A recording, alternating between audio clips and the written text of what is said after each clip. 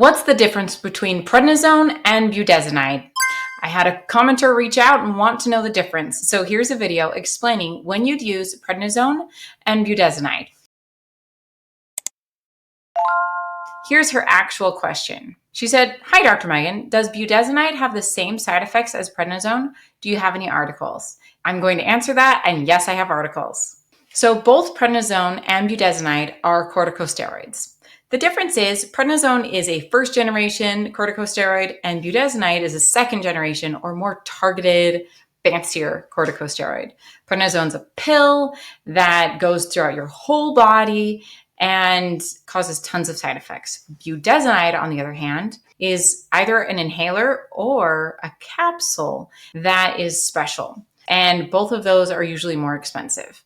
The thing about prednisone is it is converted in the liver and then immediately is working. Whereas if you swallow a budesonide pill, the liver breaks it down and makes it almost unusable, unless you get a fancy pill called Entocort EC.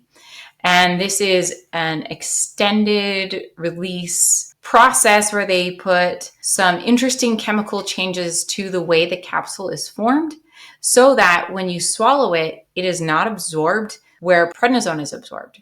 It is postponed because it's got a pH-dependent release mechanism. So it depends on how acidic or basic the GI tract is when it will be released. And so it is released exactly where it should be in the ileum and to help with symptoms of diseases like an inflammatory bowel disease, like ulcerative colitis or Crohn's disease. And it is only working on the gut lining itself because once it's absorbed and goes from the bloodstream into the liver, it will be broken down and it won't work throughout the rest of the body. It only works before it's absorbed from the gut.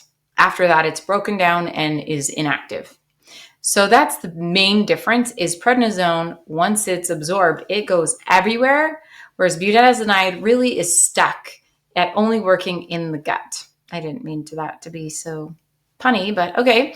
So budesonide as Entocort is great as far as side effects. So you're wondering, is there a difference in the side effects? Yes, because prednisone goes everywhere. The side effects are everywhere, from your eyes to your hair, to your skin, to your blood sugar, to your heart disease risk, to your bones. It's everywhere. Prednisone's causing consequences throughout your entire body indiscriminately. Whereas the budesonide is only in the gut, so it's not absorbing and causing complications to your bones. It's not causing osteoporosis. It's not suppressing your adrenal system. And it's not sending a message to your brain to stop making cortisol, which is fantastic. And so if you have a choice between taking prednisone and Entocort, I would choose Entocort all day long because the side effects are so much less. One study showed 33% of people who took Entocort had side effects, whereas 55% of people who took prednisone had side effects. I'd argue that it's usually even higher than that, since 70% of people who take prednisone get moon face and weight gain. So we don't want those complications. So Entocort is great because the budesonide is targeted. Any way you can target the steroid exposure is fantastic. The Pulmicort inhaler version of budesonide is targeting your lungs for asthma or COPD. The Entocort version is targeting your gut for Crohn's or ulcerative colitis. There's the kind that can be a suppository that is used in the end of the gut and proctitis, inflammation of behind the anal region.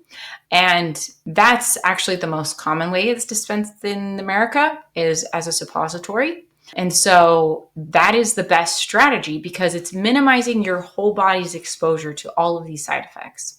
Budesonide is not usually used as a cream, but if you were comparing it to other steroids, a cream would be better than a pill, right? Like an eye drop would be better than a pill. A nasal spray would be better than a pill. Getting it to the site of action is a great strategy. And budesonide has the advantage of only working at the site of action and not going anywhere else because it's broken down by the liver. So that's the difference between prednisone and budesonide. If you have to take prednisone, then you should check out my video of the 7 things to avoid while taking prednisone. Signing off as Dr. Megan, your prednisone pharmacist.